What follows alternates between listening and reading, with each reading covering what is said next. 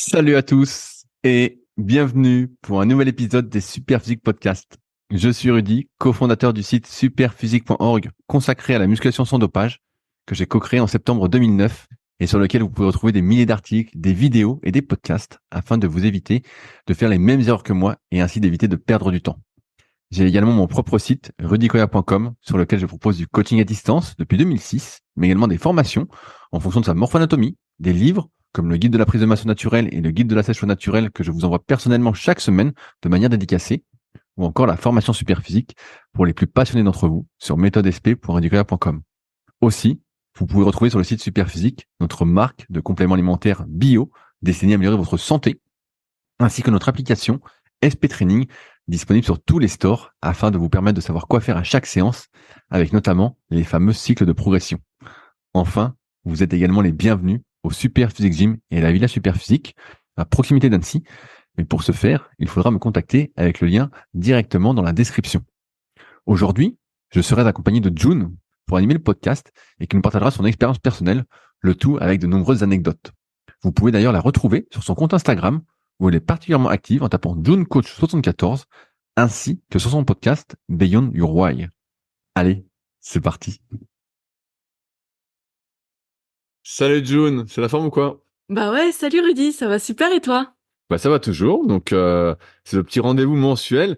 Donc tout le monde attend des news de ton futur triathlon, tel la triathlète que tu es en train de devenir. Déjà, la dernière fois on t'avait laissé sur... tu devais signer au club de triathlon. Est-ce que tu as pris ta licence au club de triathlon? Exactement, ça y est, je suis licenciée. Et donc est-ce que tu es triathlète? Pas encore, parce que je pense que pour être triathlète, il faut faire d'abord un triathlon. Donc pour l'instant, ce n'est pas encore le cas. Je me sens pas tout à fait prête. Maintenant, c'est vrai que le fait de faire partie d'une team de triathlon, et bah tu vois que tout le monde fait des courses et que tout le monde t'encourage, te pousse à tester ton premier triathlon, même si c'est un petit. Donc je Même pense un que voilà, même un S, chose qu'au début moi je voulais pas trop faire, je voulais tout de suite attaquer par un M. Et en fait, là, tout le monde me dit, mais non, commence par un S, tu vas voir, au moins tu te frottes aux transitions et simplement au triple effort. Donc, c'est envisagé. Ah, encore. Je ne sais pas Ah non, encore. annonce-nous. Non, non, je sais pas encore. Je suis pas sûre de moi. Déjà, j'ai un été assez chargé, donc je pense que ça sera plutôt en septembre. Mais voilà, Mais où? possiblement, bah dans la région. Mais je dis pas encore lequel. Ah, t'as déjà choisi? Ah, t'as déjà choisi? Non, j'ai pas choisi. Elle veut pas nous le dire. Non, non, j'ai pas choisi. Et puis, entre-temps, je veux aussi, je pense, faire la traversée du lac. Mais pareil, au début, je pensais faire tout de suite 2,4 kilomètres. Et finalement, tout le monde m'a dit, mais non, commence vraiment... En fait, c'est bête, mais tu vois, c'est comme on en parlait déjà, oui, et c'est comme en muscu. On a tout de suite envie de faire plus, de faire quelque chose qui... pas qui en mette plein la vue, tu vois, je fais pas un Ironman. Je vais pas faire 10 kilomètres de natation, mais de faire quelque chose où on se dit, bah non, il faut quand même quelque chose qui en jette un petit peu. Mais en fait, là, l'idée, moi qui commence vraiment dans 3 nouvelles disciplines, quelque chose que j'ai pas fait de toute ma vie, eh ben en fait, commencer petit, c'est déjà bien. Donc voilà, ça sera peut-être pas le truc dont je vais me vanter, mais simplement en fait pour me tester, pour avoir bah, mes premiers temps sur 1 kilomètre en nage libre, mon premier temps sur un S classique de format de triathlon. Et puis après, bah oui, je pourrais envisager de faire un peu plus. Mais pour l'instant, voilà, je me dis, je vais commencer tranquille. De toute façon, j'ai pas d'objectif justement de performance de ouf, ni d'en mettre plein la vue à qui que ce soit. Ah bon? Bah si, à toi. Ah, ça, j'allais dire. Juste à toi. Tu veux voir une médaille tu veux juste une médaille de finisheuse. Non, je veux pas une médaille de Le fille. t-shirt de la compétition. Non, non, non, ça je m'en fiche. Je veux un pot de protéines. Regarde. Non, non, mais je veux me tester sur un effort différent. Et effectivement, bah, je crois que je suis pas dans cette recherche spécifiquement de faire de la perf, parce que il y a un moment, faut aussi se rendre à l'évidence. Hein, je vais pas non plus ma marge de progression, elle est là parce que je débute, mais elle va pas être infinie non plus. J'ai aussi d'autres choses à faire. J'ai mon travail, mon entreprise. J'ai aussi bah la musculation que je garde. J'ai la Tu danse. t'entraînes combien une fois en ce moment en muscu? Bah Une fois? Ça dépend. C'est ça, tu vas te dire, parce que je te vois plus trop, donc Bah oui, à la salle, ça dépend. À la salle, je fais toujours ma zone 2 de sur le vélo, quand c'est mauvais dehors, quoi. quand c'est mauvais dehors, ou alors parfois des intervalles. Et sinon, au fitness park, je m'entraîne également 1 ou 2 fois par semaine. Donc, je fais une fois le bas du corps, toujours, minimum. Et parfois, le haut du corps saute parce qu'en fait, quand tu fais 3 fois de la C'est natation, vrai que t'as perdu un peu. mais j'ai pas perdu, arrête, j'ai des épaules énormes, franchement, à chaque fois que je sors de la Le piscine. trapèze, surtout. Non, bah, trapèze, épaules, triceps. Non, non, je suis toujours du haut du corps. J'ai pas perdu. J'ai pas perdu du tout. J'espérais Ah, tu fais perdre plus un le peu. haut, alors. Bah, ça dépend, 1 semaine sur 2. Je dirais 1 semaine sur 2. Là, la dernière fois que j'ai fait une séance d'eau, c'était il y a 2 semaines avec 2 de mes élèves. C'était très sympa d'ailleurs. On est allé dans une autre salle. Mais, euh, mais voilà, bah oui, avec les 2, 3 entraînements de natation par semaine, bah, en fait, j'ai pas envie d'en rajouter une couche, quoi. Ou alors, éventuellement, je fais juste un petit peu d'étirement, tu vois, d'étirement actif, du pullover, voilà, un petit peu de tirage, mais très léger, un peu de renforcement des deltoïdes Et postérieurs. ça te manque pas? Si, ça me manque beaucoup. Tu sais, de sentir, tu vois, moi, quand je fais ma muscu, tu finis, même si là, il commence à faire meilleur et que j'ai envie d'aller au kayak un peu tous les jours, bah, je dis non, je dis, mieux vaut que tu fasses ta muscu, t'as quand même et puis quand j'y suis, bah, t'as ta sensation de gonfler, tu retrouves de la force, comme Même j'ai mis faire les hier. jambes, quand je les faisais 2, 3 fois par semaine parfois, bah ça me manque. Mais en fait, je peux pas non plus tout faire, quoi. J'ai pas un emploi du temps qui peut s'étaler, s'étendre à l'infini. Donc forcément, il y a un moment où tu dois faire des choix. Et euh, et là, actuellement, ma priorité, c'est quand même, bah voilà, je me suis inscrite en club. J'ai envie de me laisser progresser sur ces nouvelles disciplines. Donc voilà, la natation, le vélo, ça prend énormément de temps, hein, ce truc, c'est un truc de malade. Je commence tout juste et ça prend pas mal de temps et en plus, voilà, je suis prudente, donc bon, pour l'instant, je fais pas non plus des sorties seule, donc j'essaie de faire ça avec des personnes que je connais, et puis voilà. Non, mais c'est ça le problème du vélo, du cyclisme en tout cas. Moi, j'ai toujours trouvé, c'est que c'est très chronophage. En fait, tu peux pas faire, enfin, tu peux, hein, mais tu veux vraiment progresser. On sait que c'est, dans les sports d'endurance, en tout cas, vraiment une histoire de volume. Et le vélo, tu peux pas ne pas y passer des heures, quoi. Tu vois, tu vas pas sortir pour faire une demi-heure de vélo. Tu peux faire Voilà. du bike air, du watt bike ou un concurrent, voilà, un vélo d'appartement, on va dire, haut de gamme pour en faire. Mais en fait, c'est que quand tu fais du vélo, déjà ton cœur monte pas, ou à moins que tu forces comme un fou, mais ça devient super musculaire. Donc, comparé Ça à la dépend, course, quand tu fais des cols et tout, ton cœur il va monter, mais tu mets ta teneur cardio quand tu fais l'école?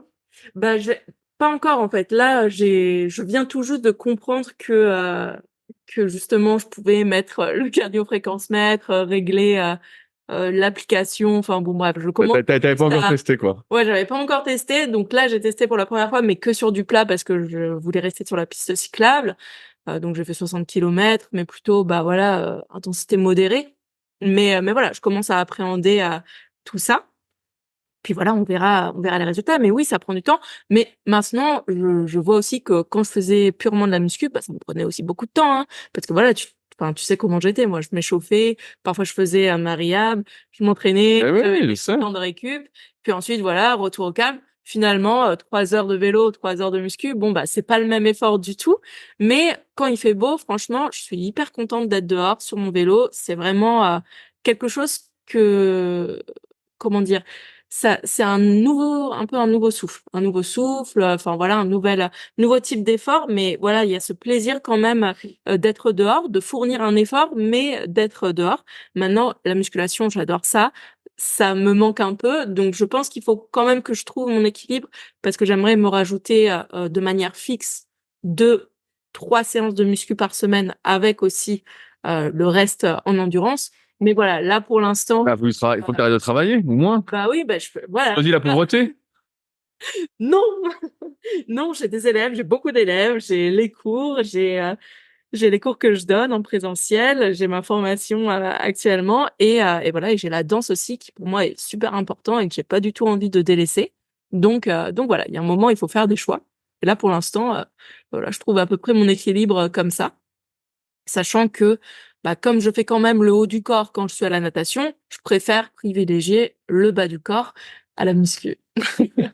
Ah, mais c'est vrai que, on l'a souvent dit avec Fabrice, la muscu, à chaque fois, tu essayes d'y passer moins de temps, mais plus tu progresses, plus tu prends de temps de récup entre les séries. Parce que si tu mets moins de récup, bah, tu mets moins lourd et finalement tu progresses pas, tu te vois même au bout d'un moment à perdre un peu de muscle, de force, tout ça. Et moi, je le vois, à chaque fois, j'essaie de réduire les temps, tout ça, et je reviens toujours à des temps de récup un peu plus longs. Et je me dis, bon, allez, ça va être rapide. Puis des fois, je dis, ah bah tiens, ça fait 1 heure, bah j'ai bientôt fini. Et puis en fait, 1 heure et demie après, je suis encore plus là. Et je suis là, je dis, bon, bon bah heureusement que j'ai pris ma bouffe pour manger. Euh, mais tu te dis, putain, ça va vite en fait. En muscu, c'est vrai que les séances durent. Ça peut très vite s'étendre et puis parfois on pense qu'un exercice ça va pas nous prendre tellement de temps et puis finalement bah, voilà ça s'allonge. Donc voilà, c'est vrai que ça me manque un peu et puis que voilà comme je coach tous mes élèves aussi en muscu, bah je fais la programmation tout ça et je me dis je me frotte les mains et je me dis j'aimerais bien faire ça aussi. Ah, mais moi, J'aimerais c'est bien réussir pareil. à faire ça mais bon voilà. Moi aussi, c'est pareil. Des fois, je me dis, tac, que mes séances sont longues, bah, ça ferait bien 3 séances de muscu. Et en fait, le temps passe tellement vite. Déjà, j'essaye de pas trop faire de kayak, de vraiment rester sur ce que j'avais dit, 5 séances par semaine. Les 5 Ensuite, séances c'est énorme. ensuite j'essaye de courir. Et puis après, bah, je fais la muscu. Et puis entre-temps, bah, j'ai 4 podcasts. Et puis des fois, il y a la vidéo. Et puis il y a les coachings premium. Et puis il y a les coachings en ligne. Et puis à la fin, tu sais, tu finis la journée. En ce moment, je finis assez tard. Donc des fois à 22, 22h30. Et tu dis, merde, putain. Et donc tu te lèves le matin, tu dis, bon, allez, c'est reparti. J'aurai du temps aujourd'hui. Et en fait, le temps, bah, tu peux pas tout faire, quoi. Tu peux pas. Avec le travail forcément et c'est comme c'est pour ça aussi par exemple la natation bah à 6h30 on est dans l'eau quoi. Ouais, mais c'est bien, ça dure une heure et demie. Ça dure 1 heure la Ah, donc natation tu vois. et tu vois en 1 heure on nage entre 2003 et 2500 mètres et donc voilà ça franchement en général donc 6h30 on rentre dans l'eau 7 heures je me dis mais qu'est-ce que je fais là Ah, c'est toujours comme ça. mais Et après, et tu après passes 5 minutes et après, ça va tout seul. voilà, c'est ça. Et après, après, à la fin de la séance, je fais quoi? C'est déjà fini. Donc voilà, c'est que ça se passe bien. Mais ensuite, ouais, la journée, elle passe très vite et on arrive en fin de journée, il y a encore plein de choses à faire. Et en fait, on se dit, bah, j'ai pas tellement le temps de faire une deuxième séance de muscu, quoi. J'ai encore du taf. Voilà. Donc c'est comme ça. Il faut un peu se structurer, s'organiser. C'est comme une personne qui se met à la muscu. Il faut voir où sont les priorités. Là, actuellement, l'entraînement est un peu plus à l'endurance. Donc voilà. Mais je sens que ça me fait du bien, tu sais, de manière générale, quoi, Bah, sur la forme physique, sur quoi. la forme Ah, bah, physique. c'est sûr que tu sens que tu récupères, Ouais. c'est complètement différent. Moi, je vois bien que cardiaquement, et même moi, je suis tous les jours en forme, hein. Il y a que à la muscu où je sens si j'ai maigri un peu, parce que j'ai peut-être plus dépouillé sur les séances d'endurance, que j'ai moins de jus.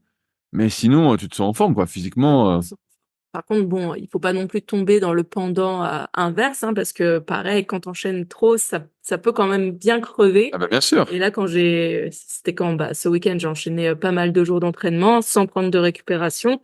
Samedi, j'ai fait une randonnée. Bah, le dimanche, j'étais rincée, quoi. J'étais rincée, j'avais des courbatures en plus partout. Ah, ça m'est arrivé quand j'étais plus jeune, des trucs comme ça. D'un coup, des courbatures partent, tu te dis merde, j'en ai trop fait, mais en fait, tu peux plus rien faire, quoi. Ouais, voilà, donc c'est ça. Bon, T'es 3 jours t'es de légumisé. repos et ça repart, hein, ça va bien.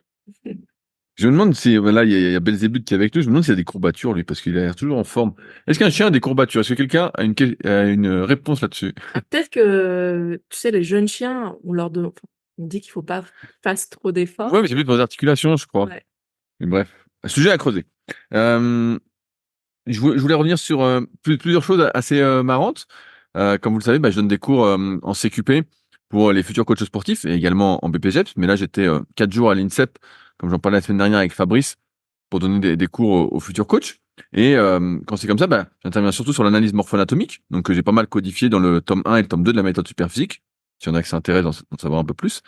Et donc, bah, je leur déroule un peu tout ce que j'ai pu codifier, donc qui s'enrichit à chaque session, j'ai envie de dire, parce qu'à chaque fois, c'est comme si j'analysais 20 personnes de plus à chaque fois, donc je prends une expérience, on va dire, considérable à chaque fois. Et donc là, je suis tombé sur les bras les plus longs que j'ai jamais vus. Qu'est-ce que ça veut dire? En termes d'envergure, alors, pour donner un repère, comme je l'ai déjà, pour ceux qui suivent ma chaîne YouTube, quand je fais des vidéos dessus, en général, on dit que votre envergure doit faire près votre taille. Donc, si vous faites 1m80, 1m80 de bras. Et donc là, bah, donc, comme on mesure. Plus combien? Je sais pas si j'ai récupéré mon mètre d'ailleurs. Ça, c'est une bonne question, ça. Je sais pas si je l'ai récupéré. Je crois qu'on m'a volé mon mètre. Bref. Et si un élève a retrouvé mon mètre, qu'il se dénonce. Et donc, John, on va jouer. Jeff faisait 1m74. Quelle longueur de bras avait-il? Quelle envergure avait-il? Alors, si tu dis que c'était vraiment la plus C'est mon record. donc 1,74, je sais pas, je dirais plus 20. Non, c'est Plus 20. plus 20. Purée, 1,94 de bras. incroyable. J'ai déjà vu du plus 10, plus 12. Moi, j'avais vu plus 18 dans ma première promo. Je sais pas s'il m'écoute avec Ayman, le spécialiste, le vendeur de chichi, s'il m'écoute. Et c'est la petite blague qu'on avait pendant le cours. Et bref, et donc là, plus 18, il y avait Ayman. Et là, Jeff, plus 20. Et c'est vrai que quand tu as des bras qui font plus 20, bah, par exemple, Alors, est-ce que ça touchait le sol? non, ça touchait pas le sol. Mais c'est vrai que là, faut que tu fasses gaffe parce que sur plein d'exos, en fait, ça t'étire à crever, quoi. Même si tu sens pas, t'as la bonne souplesse, en fait, tu peux pas être super fort si t'adaptes pas tes amplitudes, sur les développés, sur les tirages. Non, t'as tellement d'amplitude. T'as limite les deux coudes qui se touchent. Alors après, il a la cage un peu, Jeff, donc ça le sauve un peu. Ça compense, mais pas autant. Mais c'est vrai que c'était hyper impressionnant quand on a mesuré, on s'est dit, waouh! Et par contre, ça fait pas mal de fois que je tombe, parce qu'habituellement, c'est plutôt des hommes qui viennent au Super Physique Gym, donc à ma salle pour se faire analyser. Et là, donc il y a pas mal de filles dans les promos. Et donc, ça fait plusieurs fois que des filles ont 2-3 centimètres de moins que leur taille en envergure. Donc, ils vont genre 1m60 et qu'on va mettre 57 de bras. Donc, ouais. Donc, c'est pas flagrant, mais il y a une petite différence. Ok. Et je sais pas si je l'avais dit aussi, on n'a pas tous les deux mêmes bras. Alors, des fois, j'ai déjà vu des différences. La plus grosse différence que j'ai vue entre les deux bras, c'est 2 centimètres. Et donc, ça se voyait bien. On se dit, ah putain, il manquait un bout. On avait mesuré 2 centimètres. Donc, ça, c'était Nico au CQP à Nantes. Je sais pas s'il m'écoute, je lui passe le bonjour. Et il avait 2 centimètres de bras en moins d'un côté. Donc, c'est là que tu vois que on n'est vraiment pas symétrique et que, encore une fois, bah, faut essayer d'adapter par rapport à tout ça pour pas se niquer parce qu'en fait, après, tu comprends pas. Tu dis, putain, je me suis fait mal, mais pourquoi je me suis fait mal? Bah, ouais. On est un peu dissymétrique, donc ça se retrouve chez beaucoup de personnes finalement. Et... Ouais, mais sauf que, tu sais, des fois, on cherche beaucoup, on cherche la symétrie. Tu vois, sur les forums Superphysique, il y a toujours le sujet, j'ai un pec plus gros que l'autre, j'ai un bras plus gros que l'autre. Triceps plus petit. Ça, c'est moi, les cuisses, tout le monde s'en fout. Ça, il y a que toi, il y a que toi, ça, il y a que toi. Mais qui s'inquiète de ça. Mais ouais, tu vois, il y a souvent ces questions-là. Et quand on dit, bah non, mais c'est pas symétrique, c'est vrai que si t'es pas confronté, comme là, dans les cours que je donne, où tout le monde s'analyse à la fin, on fait des trucs, tout ça, et bah, tu te rends pas compte, en fait, que personne n'est symétrique. Et donc, je dis, bah si, il y en a qui sont symétriques, regarde. Mais en fait, non, c'est vraiment la folie. Euh, Aussi, je voulais rebondir rapidement sur l'application SP Training, dont j'ai parlé la dernière fois. On vient de changer le logo. Donc, je ne sais pas si vous l'avez vu, notamment sur l'App Store. Le logo va bientôt arriver, le nouveau logo sur le Play Store. Donc voilà, c'était une de mes volontés de changer de logo pour le moderniser un petit peu. Donc voilà, n'hésitez pas à nous faire un petit retour là-dessus pour nous dire que c'est bien. Si vous trouvez ça pas bien, ne le dites pas. Donc, mais donc ça c'est plutôt cool. Aussi, autre news un peu marrante dont j'avais parlé, j'ai enfin reçu mon kayak biplace. Donc je parle dans Leadercast régulièrement parce que vous êtes des fois l'été, vous êtes pas mal à venir, notamment à la Villa Superphysique, mais également vous êtes peut-être de passage sur Annecy. Et vous me dites, ah, j'aimerais bien essayer le kayak. Et souvent, bah, je vous dis, bah oui, là je peux. Et je vous prête un kayak que j'ai débutant. Mais à part vous montrer un peu comment pailler, bah, je vous laisse un peu faire votre séance parce que moi je vais faire ma séance. Et donc là, bah, mon idée, c'était avec tous les cours de CQP que je donne et donc qui rapportent forcément de l'argent, et bah, de les dépenser dans un truc un peu utile. D'une part, pour m'amuser, mais aussi bah, pour ceux qui sont intéressés, si vous êtes de passage sur Annecy ou vous souhaitez essayer le kayak, et bah là, je peux vous emmener au milieu du lac, d'Aiguebelette, sans aucun souci. Donc je suis plutôt content, je l'ai testé ce matin. On a eu des super sensations avec mon partenaire de la matinée. Donc voilà, donc s'il y en a qui s'intéressent, qui sont dans le coin, qui veulent essayer, et ben je vous emmène avec plaisir au milieu du lac, après ma séance, sans souci. Euh, il y a un truc aussi que je voulais aborder, donc tu pourras peut-être apporter quelques réponses, vu que maintenant tu fais partie d'un club de triathlon. Tu sais, souvent, donc là j'ai interviewé pour remettre du contexte, Stéphanie Gros, qui a été athlète de haut niveau en triathlon au début des années 2000, qui ensuite a été entraîneuse nationale, entraîneuse nationale, je sais pas comment on dit, pendant une bonne dizaine d'années, qui a notamment lancé Léonie Perriot, Cassandre Beaugrand, voilà les championnes qu'on connaît actuellement, et qui maintenant est un peu responsable, on va dire, de l'équipe olympique. Et donc, on parlait d'entraînement et on en revient toujours un peu à la même chose, du style, bah, à chaque fois, la plupart des gens font les séances qui sont censées être faciles un peu trop dures. Euh, et moi, ça, j'arrive à l'entendre quand on s'entraîne énormément, quand on fait 6, 7, 8, 9, 10 séances. Je me dis, bah oui, forcément, tu vas pas faire tout dur. C'est normal que tu fasses plein de séances un peu faciles. Mais je me pose toujours la question de quand tu t'entraînes peut-être que 3, 4, allez, 5 fois par semaine, est-ce que tu as intérêt à faire, je sais pas, si tu t'entraînes 5 fois par semaine, une séance dure et 4 séances faciles. Tu vois, il y a toujours ce truc-là où on demande toujours aux champions qui s'entraînent énormément ce qu'ils font pour dire, bah voilà, c'est ça la bonne répartition, tout ça. Mais en tant qu'amateur, motivé, qui a le spirit, je trouve ça toujours compliqué de déterminer le nombre de séances d'intensité que tu dois faire. Je me souviens que Bruno Hobby, dans le podcast que j'avais fait avec lui sur les secrets du sport, qui était un super podcast aussi, qu'on avait fait, que vous avez bien aimé, qui est toujours disponible d'ailleurs. Tu veux m'écraser le pied avec tes chaussures, c'est pas le chien. Tu voulais écraser le chien, honte à toi. Et bref. Et donc, qui avait dit, bah, lui, il n'hésitait pas à faire plusieurs séances intenses. Si la personne ne s'entraînait que 3 fois par semaine, forcément, tu vas pas faire du long, du long, du long, du long. Et, euh, et c'est vrai que c'est une question que je me pose beaucoup ces derniers temps. C'est du style, bah, qu'est-ce qu'on fait quand on s'entraîne 3 ou 4 fois par semaine? Est-ce que tu fais quand même 3 ou 4 séances faciles et puis une dure? Ou finalement, en fait, ça concerne surtout les pros qui ont besoin de faire du volume, du volume, du volume. Quand nous autres amateurs, ben en fait, finalement, oui, le volume c'est important. Mais si tu te fais que du lent, à la fin, t'es lent, t'accélères plus, quoi. En fait, tu deviens lent, tu perds ta vitesse. Donc finalement, je remets un peu en cause cette question de l'intensité versus la quantité, si on peut dire. J'ai l'impression que ça s'applique surtout à ceux qui s'entraînent vraiment énormément, énormément.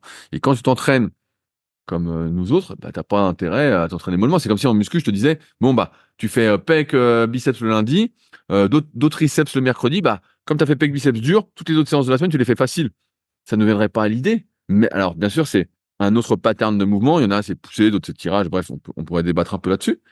Mais c'est vrai que c'est une question de mouvement. Toi, avec le triathlon, comment ça se passe? Bah, justement, enfin, moi, je vais apporter juste ma Ouais, ouais, dis-nous ton un expérience. petit peu de nuance, étant donné que ça fait vraiment pas très longtemps que je suis dans le club et que en plus, pour l'instant, j'ai fait que les entraînements de natation, j'ai pas fait les autres entraînements avec eux.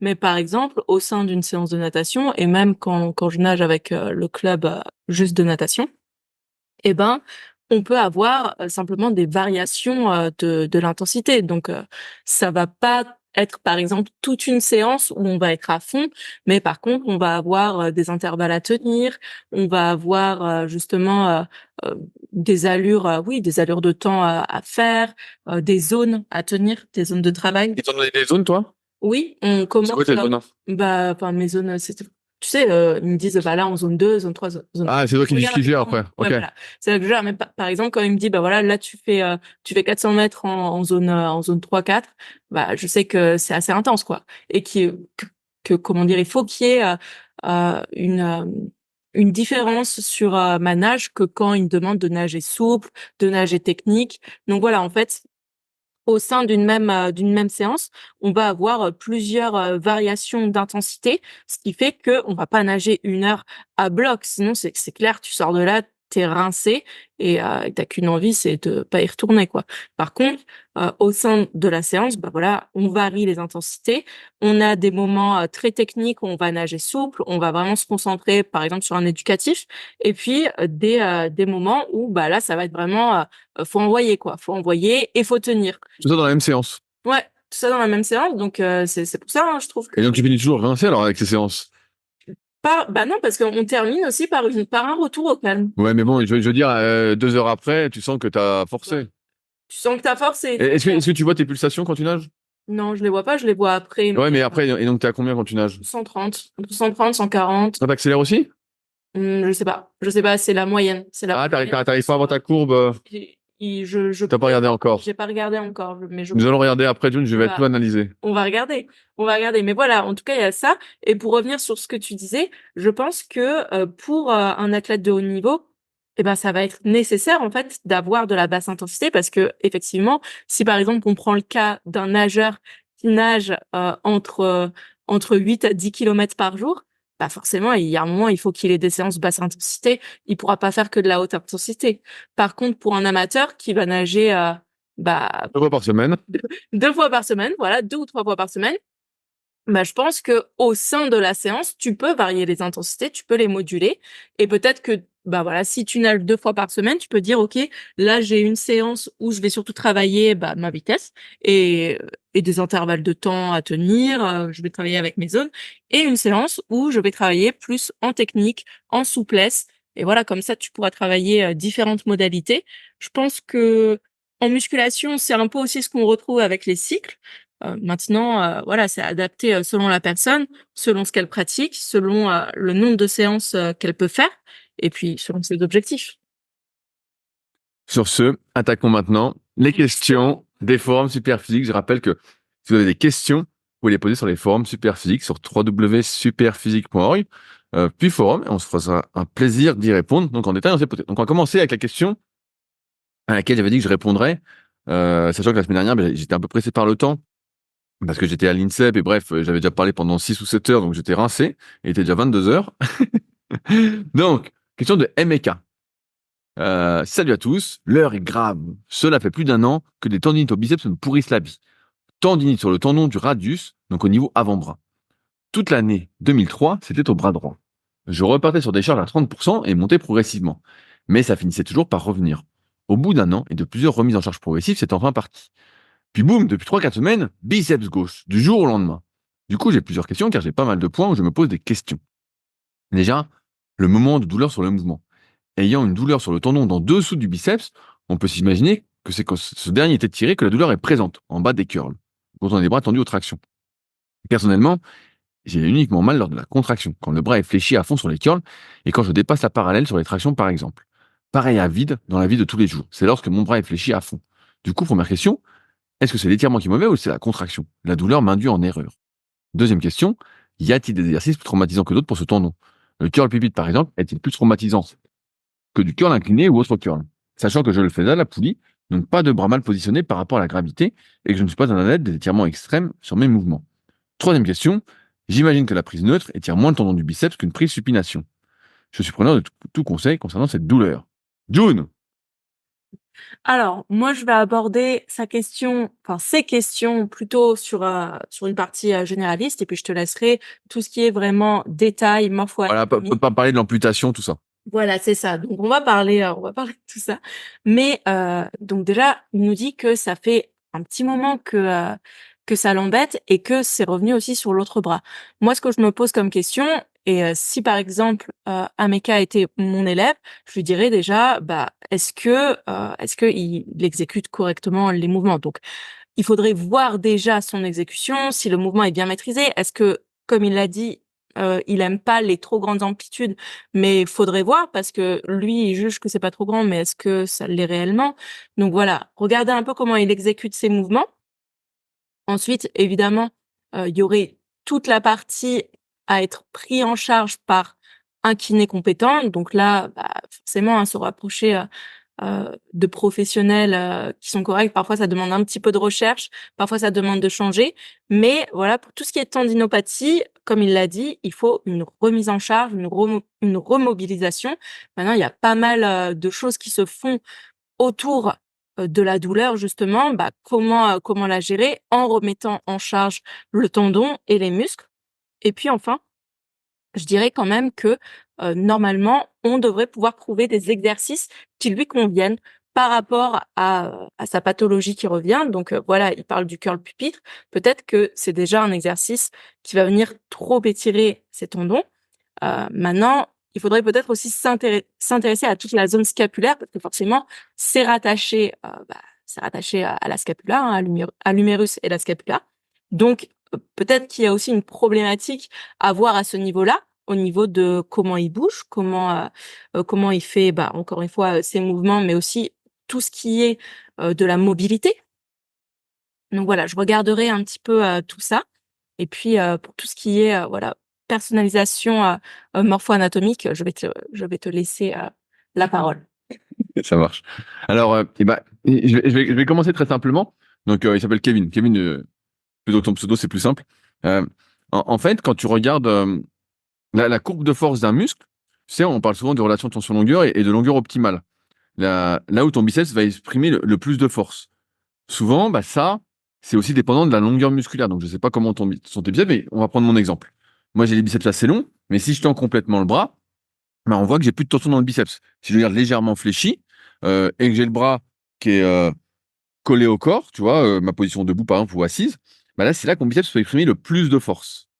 Or, plus je m'éloigne de cette position, plus je suis, entre guillemets, dans une position de faiblesse. Donc souvent, on dit que c'est l'étirement qui est dangereux, parce qu'effectivement, si je mets mon bras en arrière et que je fais un curl incliné, tu vois, en forçant comme un fou, bah, c'était comme ça que je m'étais déchiré un peu le haut du biceps. J'ai d'ailleurs montré ça à mes élèves en CQP, je crois, à ma promotion Bravo. Euh, je me souviens de leur regard face à ce petit trou que j'avais dans le biceps. Mais bref. Et donc, on parle souvent de l'étirement. On dit, bah, c'est sur l'étirement que tu te défonces. Mais en fait, ce qu'on oublie, la plupart du temps, c'est que le raccourcissement extrême, je dis extrême pour caricaturer, mais en fait, est aussi une position de faiblesse. Donc, quand tu es en haut d'un curl, par exemple, tu es également en position de faiblesse. Donc, on peut imaginer que si tu tends jamais le bras et que tu remontes jamais à fond, voilà, que tu vas jamais jusqu'à fléchir à fond, bah, cette zone n'est pas renforcée. Donc ça, c'est le premier point. Le deuxième, bah, je pense que tu le sais déjà, Kevin, mais voilà, est-ce que tu as un valgus ou pas? Donc un non-alignement entre ton majeur, ton creux du coude et ton acromion. Et si tu en as un, plus ou moins prononcé, bah, ça peut aussi venir de là, du fait que tu es sans arrêt en train de forcer une position que tu n'as pas. Souvent, la plupart des gens veulent faire de la supination. Moi, j'en vois beaucoup, encore une fois, comme j'en analyse plein, où, mais en fait, la semi-supination est le bon mouvement. Euh, Aussi, il y a un truc qu'il faut que tu regardes, c'est souvent on pense que le problème ne vient que de l'endroit où on a mal, et June en a parlé de la ceinture scapulaire, ça peut venir de ton épaule, donc tu manques de, je caricature aussi, mais tu manques de souplesse au niveau de l'épaule, mais aussi les muscles des avant-bras. Ça, on n'en parle pas souvent, et moi j'ai souvent remarqué que c'était drôlement lié, dans le sens où un muscle au repos, il doit être plutôt mou. Donc si tu sais, forcément, vous savez pas ce que c'est un muscle mou parce que vous pelotez pas vos potes, mais l'idée c'est d'aller peloter vos potes ou voilà. Normalement, un muscle au repos, ça doit être mou. Donc si ton avant-bras, tu sens qu'il y a une tension, notamment dans le long supinateur, il y a une tension. Donc moi, il y a souvent des tensions parce que je suis tout le temps en train de serrer. Donc je masse presque tous les jours mes muscles avant-bras, je les étire vraiment parce que j'arrête pas de tirer sur la pagaie ou avec l'haltère, je serre. Mais en fait, il suffit que tu aies, comme tout est une histoire de chaîne musculaire, une histoire de fascia, où tout est relié, il suffit que tu aies les muscles avant-bras qui soient tendus, qui vont tendre le biceps, qui vont tout tendre, et après, bon, là, tu as mal au biceps, ça pourrait être dans l'épaule, ça pourrait être dans le trapèze, ça pourrait être dans le dos. En fait, on est une chaîne complète de tissus conjonctifs. Certains parlent de tenségrité, où tu vois, où on est vraiment, tout est relié. Et donc, il suffit que tu aies un manque de souplesse, un manque de renforcement quelque part pour que ça tire sur le biceps. Donc tu vois, tu as pas mal de pistes là-dessus. Donc c'est pour ça que je pense que le fait d'avoir repris plus léger, de remonter, bah, c'est pas suffisant. La première chose que tu peux faire, c'est t'entraîner sur le haut du mouvement. Vraiment, t'entraîner légèrement. Donc tu fais ta séance biceps léger pour pas relancer trop la douleur. Tu sois à 2, 3, 4 sur 10 en termes de douleur. Et puis, à la fin, tu t'entraînes à faire que le haut du mouvement, léger, pour vasculariser, pour renforcer cette zone-là. Tu regardes si tu as un valgus ou pas pour adapter aussi la prise. Ça, c'est important. Et qu'après, tu regardes. Donc, je sais que c'est pas facile à faire quand t'as pas d'expérience. C'est ce que je dis aux gens quand ils viennent avec des analyses. Je dis, voilà, moi, je vous donne mon avis par rapport à tous ceux que j'ai pu analyser. Donc, je vous dis, bah là, si c'est souple, là, si c'est tendu. Voilà, j'ai l'habitude de plotter les gens, on va dire. Et donc, je vois.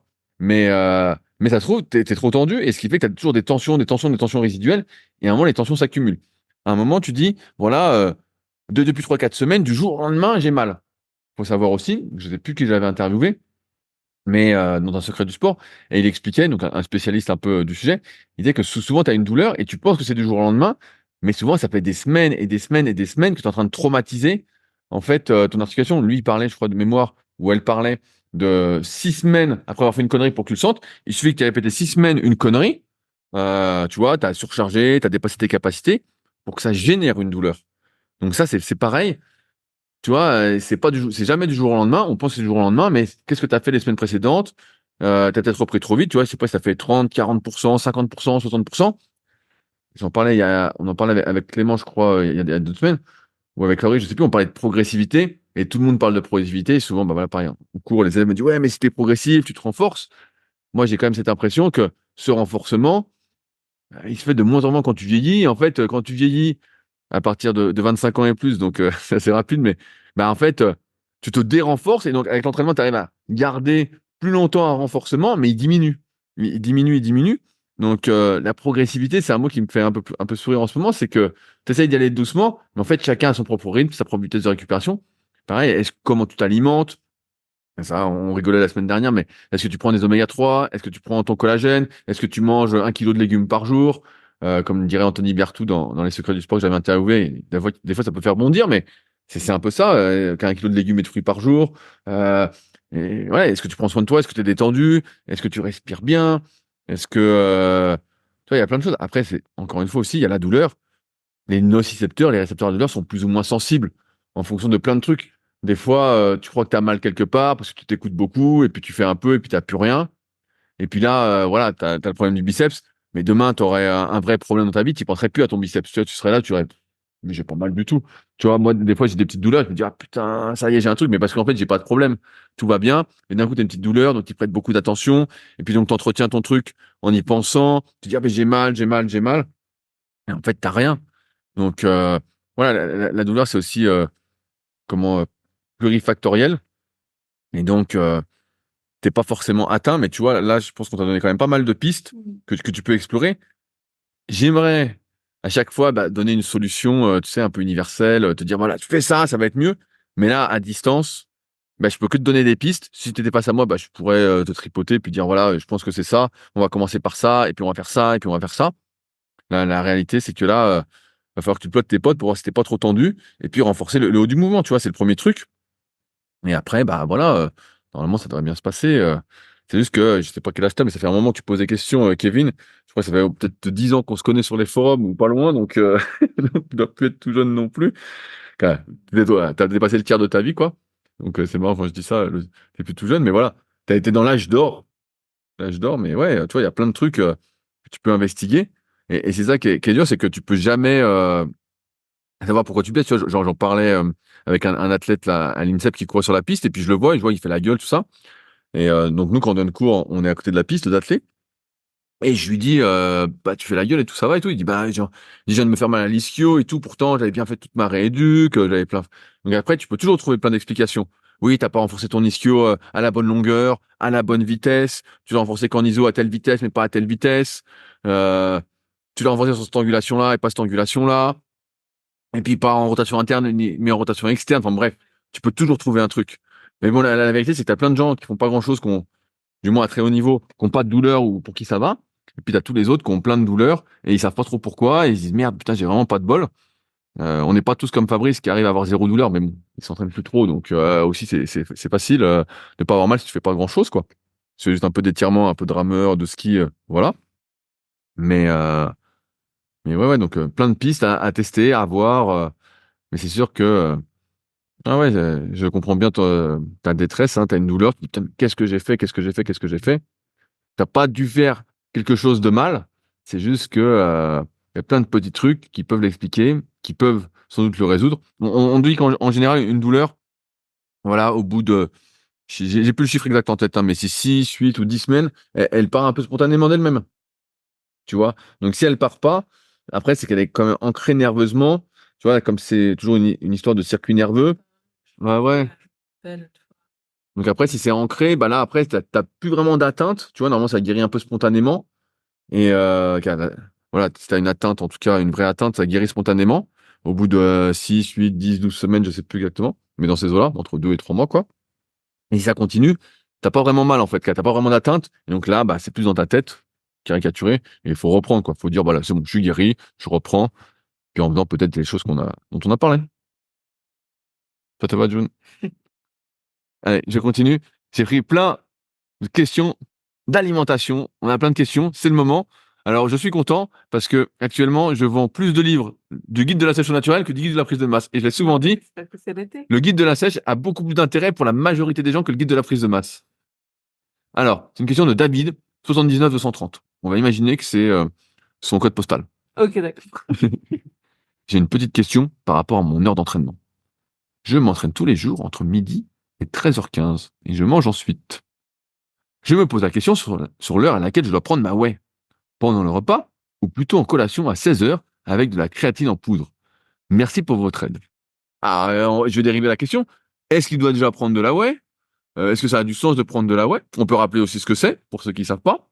Parce que tout le monde sait ce que c'est, j'espère. Non, tout le monde ne sait pas. Mais je peux te dire en cours, tout le monde ne sait pas ce que c'est, que ce soit en BPG, soit en CQP. Donc, non. À quoi ça sert? Qu'est-ce que c'est? Et voilà, répondre à sa question qui, pour nous, concrètement, elle a pas trop de sens, tu vois. Ouais, Mais quand on ne connaît rien, tu vois. et oui, quand on n'y connaît rien, en fait, c'est ça qu'on remarque sur les forums de manière générale, c'est que quand on n'y connaît rien, bah on fait un petit peu n'importe quoi avec tout ce qu'on voit parfois sur les réseaux. Hein, on prend des infos à droite et à gauche, et parfois c'est pas forcément les bonnes. Ensuite, voilà, hein, on fait comme ça petit à petit en cherchant par soi-même. Mais J'ai des une fois, blague. J'ai une blague si tu veux. Vas-y. J'ai une élève donc Safi, on l'appelle. Et donc on fait les cours sur l'info. Et elle me dit mais en fait c'est n'importe quoi sur les réseaux. On nous dit n'importe quoi. Bah je dis oui. Et tu vois, elle découvrait un peu le truc. Mais elle me dit ah ouais mais je me rendais pas compte. C'est vrai que là quand tu nous montres les trucs et tout. Bah je dis oui. Je dis mais qu'est-ce que tu crois? Je dis n'importe qui peut dire n'importe quoi. Donc en fait c'est sûr que ça embrouille tout le monde. Maintenant, les réseaux, ça embrouille tout. Et donc c'était marrant parce que la fille est assez active sur les réseaux aussi. Et donc j'ai un conseil, elle est sympathique, hein, mais elle publie aussi du contenu quand je l'ai regardé, qui pour moi n'a ni queue ni tête. Et oui, bon. Et donc Je ne dirai rien. Je suis pas très active non plus sur les réseaux. ouais, Mais donc, pour reprendre la question de David, effectivement, donc là, il s'entraîne, après il mange. Bon bah, c'est super. Déjà, manger après s'entraîner, c'est un petit peu la base. C'est pas forcément manger tout de suite après, c'est avoir un petit peu de temps. Il n'y a pas besoin déjà de se précipiter sur son shaker de whey une fois qu'on a terminé l'entraînement. Hein. On a une fenêtre vraiment qui s'étend jusqu'à 72 heures, hein, qui est, tu sais, un petit peu la fenêtre anabolique, donc vraiment qui s'étend dans le temps. Il y a pas de crainte à avoir là-dessus. Et maintenant, voilà, il se pose la question à quelle heure il doit prendre sa whey. Donc pendant le repas, ça va pas tellement avoir de sens parce que s'il a un repas normalement constitué, c'est-à-dire avec ses protéines, ses glucides et ses lipides, bah, il va pouvoir tout simplement reconstituer ses stocks de glycogène, ses stocks d'énergie et en fait bah, refaire le plein de stocks énergétiques et donc bah, voilà, récupérer comme il se doit. est-ce que c'est intéressant qu'ils prennent une double dose, tu vois, de prot en fait, parce qu'il dit pendant le repas, je prends ma whey plus mes protéines. Est-ce que tu Oui, penses que ça a du sens? oui, évidemment. 200 grammes de prot, c'est bien ou pas par repas? Voilà, exactement. Donc là, à ce moment-là, du repas, ça n'a pas de sens de prendre ça whey. Maintenant, en collation à 16 heures, ça me choque un petit peu moins. Maintenant, personnellement, parfois j'aime bien mettre d'autres sources plutôt que la whey, mais c'est vrai que ça a un côté pratico-pratique.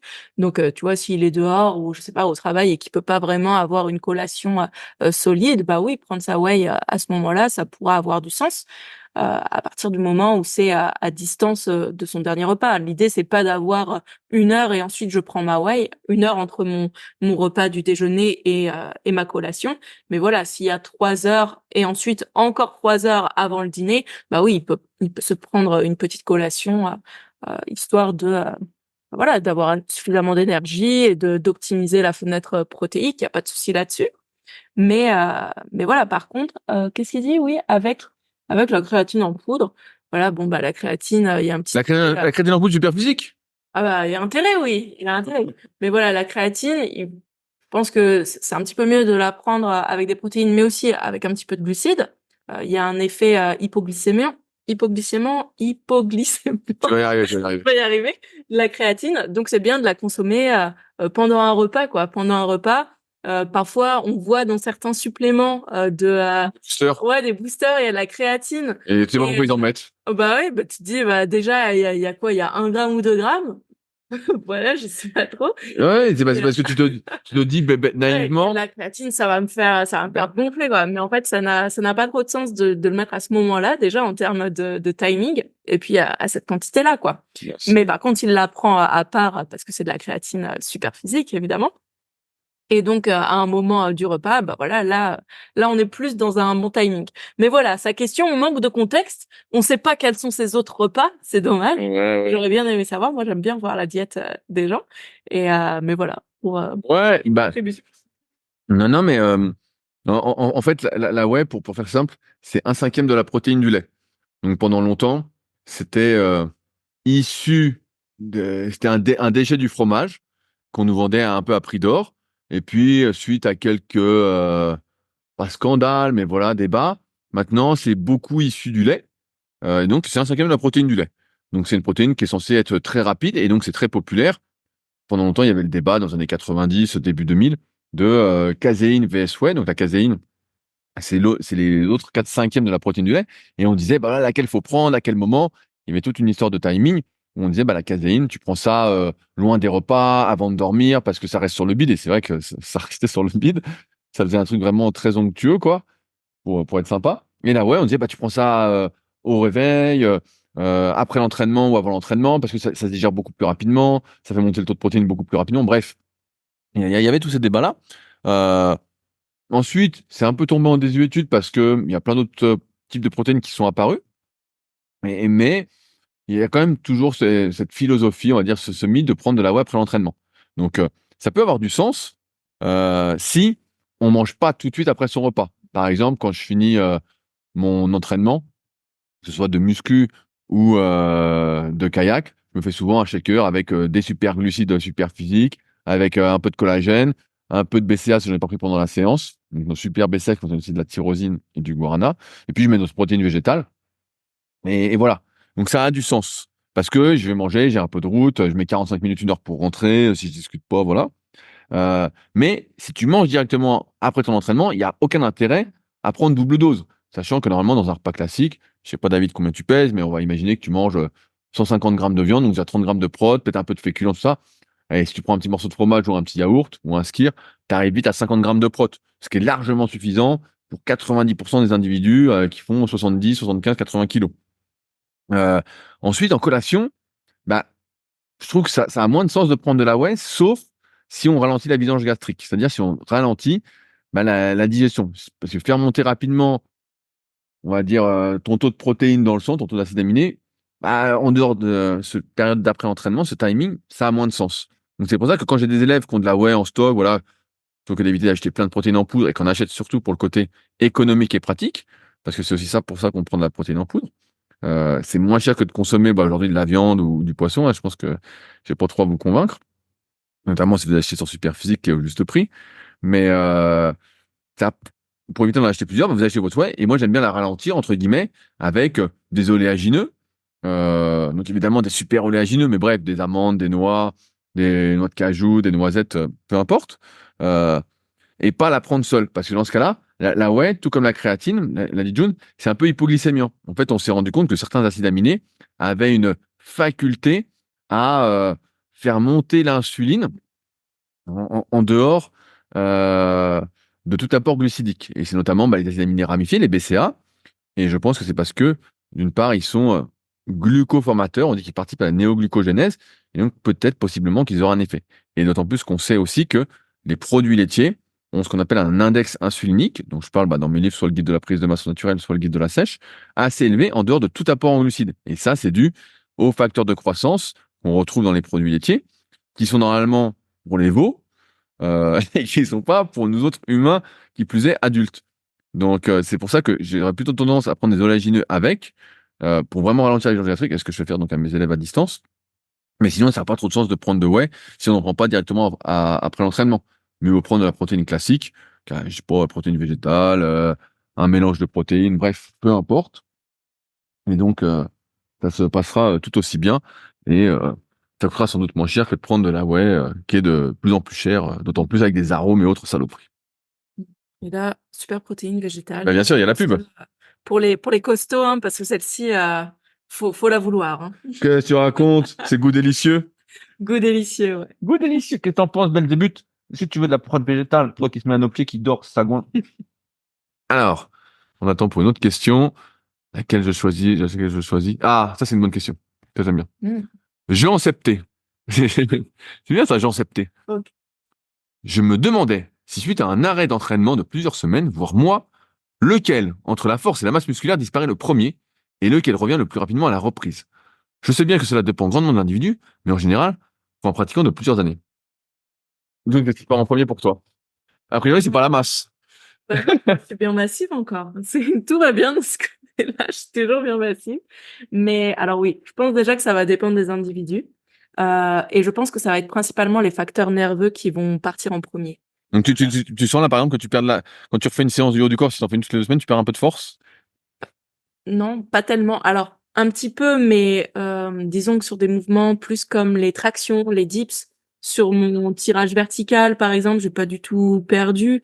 Euh, sur le Magic Triceps, sur mes développés, sur mon développé couché haltère, même si je le fais une semaine sur deux, je progresse toujours. Donc je dirais que ça dépend des mouvements. Je pense que ça dépend vraiment du recrutement nerveux que tu vas avoir sur certains exercices, quelle intensité ça va te demander, quelle implication nerveuse ça va te demander, et aussi donc quelle synchronisation musculaire, hein, ça va te demander. Peut-être que plus le mouvement est complexe également, plus ça va être justement là que ça va pêcher. Par exemple, je pense à des haltérophiles. Peut-être que eux, s'ils arrêtent du jour au lendemain, eh ben ça va être assez compliqué de se resynchroniser et de retrouver vraiment leur force sur les mouvements. Mais voilà, j'ai pas tellement de T'as pas encore perdu, quoi. T'en as qu'au début de ta perte. Non, moi, franchement, sur mes mouvements comme le hip thrust, ça va bien. Sur les fentes bulgares, ça va bien. Ensuite, voilà, je fais pas de back squat personnellement. Je fais pas de mouvements Mais est-ce que t'es loin de tes meilleurs perfs? au hip thrust, non. Mais clairement, ça a diminué. Je peux pas le nier, hein. Ça a diminué. Maintenant, Et est-ce qu'en volume, t'as continué à perdre? Je sais pas, mais je te marque pas le cul, donc est-ce que t'as perdu du cul? ah non, du cul, j'ai pas perdu. Pardon pour les termes. Non, des fessiers, je trouve pas avoir tellement perdu. Des cuisses, sincèrement, j'ai peut-être qu'elles sont un petit peu moins volumineuses, mais au final, pas tellement, je trouve pas. Ça servait à rien, la muscu, alors. Non, c'est pas que ça servait à rien. Au contraire, en fait, je pense que j'ai acquis une mémoire musculaire. Donc, tu vois, par rapport à ce qu'il demande, je pense que la masse musculaire reste. Forcément, je pense quand même que par rapport à l'année dernière, à la même période où j'étais vraiment encore à fond bodybuilding et que je faisais tous mes check-ins, je faisais mes photos de ça, je vois bien que j'ai moins de masse musculaire ou je suis moins gonflée, tu vois, je suis moins gonflée dans le sens moins pumpé, moins pumpé. On voyait vraiment beaucoup plus mes triceps, mes deltoïdes. Je voyais beaucoup plus ma démarcation d'adducteur, de quadriceps. Mais au final, tu vois, si demain je reprends l'entraînement 4-5 fois par semaine, bah je pense que ça peut revenir assez vite. Donc voilà, je pense que il y a toujours une mémoire musculaire, certes, et que suite à un arrêt d'entraînement, pour moi, la première chose qui va partir, c'est plus les facteurs nerveux. Et qu'ensuite, bah, la masse musculaire, petit à petit, si vraiment il y a un désentraînement, ça va partir. Mais il faut savoir que pour maintenir sa masse musculaire, ça demande moins d'efforts que de construire sa masse musculaire. Donc évidemment, il y aura un effort à fournir. Il faut continuer une stimulation, une tension mécanique, mais en tout cas, ça sera plus facile de maintenir ce qu'on a déjà bâti plutôt que voilà que de bâtir de nouvelles fibres musculaires. Voilà. Alors, je complète, mais t'as des l'essentiel de toute façon. En fait, quand on commence à s'entraîner, au début, on gagne surtout en ce qu'on appelle en synchronisation intramusculaire et intermusculaire. Donc, entre nos fibres musculaires au sein d'un même muscle et entre les différents muscles qui entrent en jeu. Ce qui fait qu'au début, normalement, on prend plus de force que de muscle. Et puis, une fois qu'on atteint un certain niveau de synchronisation, on n'est jamais au maximum de ce qu'on peut faire, hein. C'est pour ça que les powerlifters continue toujours à progresser parce qu'on peut toujours améliorer sa technique, sa synchronisation, sa précision. Et au bout d'un moment, voilà, on a une certaine coordination, synchronisation qui nous permet de mettre plus nos muscles à contribution. Et puis ensuite, on prend du muscle. Malheureusement, comme l'a dit June, en fait, ces facteurs nerveux, c'est ce qu'on perd le plus rapidement dès qu'on arrête, parce que comme c'était les premiers trucs à venir, et d'autant plus quand on fait des mouvements qui sont comment on va dire polyarticulaires, qui font intervenir beaucoup de muscles, là on perd. Si on s'entraîne que sur machine, on perd beaucoup moins. Si on fait que de la poulie, des trucs comme ça, quand il n'y a pas de coordination et que c'est un peu semi-guidé, on perd moins. Mais tout ce qui va être geste technique, donc par exemple du développé couché, moi j'ai toujours vu quand j'arrête de faire du développé couché, je perds super vite de la force, vraiment, alors que musculairement j'ai pas changé. Quand j'étais gamin, souvent, je disais, quand j'avais 25 ans, je disais, putain, je m'arrête une semaine, je reviens, j'ai perdu. Et il y en a qui se marraient sur les forums, mais en fait, c'était le cas. Et puis aujourd'hui, je m'arrête plus, donc comme ça, c'est réglé. Mais, euh, mais c'est vrai que tu perds de la force assez rapidement. La masse musculaire, je crois que de mémoire, en moyenne, c'est une généralité, il faut 3 à 4 semaines d'inactivité pour que tu commences vraiment à perdre. Donc on a quand même le temps de vous revenir. Et après, tu dis, Jean-Seb, qu'est-ce qui revient le plus vite? En fait, tu récupères vite de la masse musculaire. Tu regonfles très, très, très vite. Mais la force, en fait, elle met un temps fou à revenir, quoi. Là, c'est vraiment comme si tu devais reconstruire. Et moi qui étais pas mal blessé, bah, pareil, durant mes jeunes années, quand je faisais plein de conneries, d'ailleurs, que je partage dans ma formation gratuite qui est sur rudicoya.com. Je vais taper rudicoya.com et je crois que c'est une newsletter que j'ai appelé ça. Bref, si ça vous intéresse, vous irez voir. Peut-être en lien dans la description.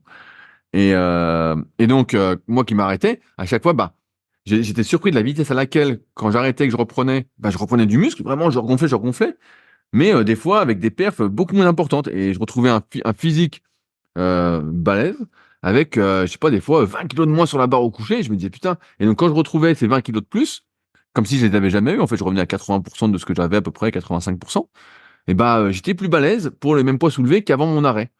Donc, parfois, on peut se demander si l'optimisation, mais bon, je me demande pas, je le sais déjà, mais si une super optimisation nerveuse n'est pas un obstacle à la prise de muscle, ou, bah, et donc, c'est donc la différence entre l'entraînement pour le power et pour la muscu, ou pour prendre du muscle, tu as intérêt à pas être super optimisé techniquement, parce que si tu es hyper optimisé, et bah, tu utilises moins tes muscles, le mouvement devient plus économique, plus facile, moins énergétique, et donc finalement tes muscles sont moins mis à contribution. Alors que nous, ce qu'on veut en muscu pour prendre du muscle, c'est que nos muscles restent à contribution, restent sensibles à l'effort, qui s'immunisent pas. Alors plus tu répètes un truc, moins tes muscles répondent.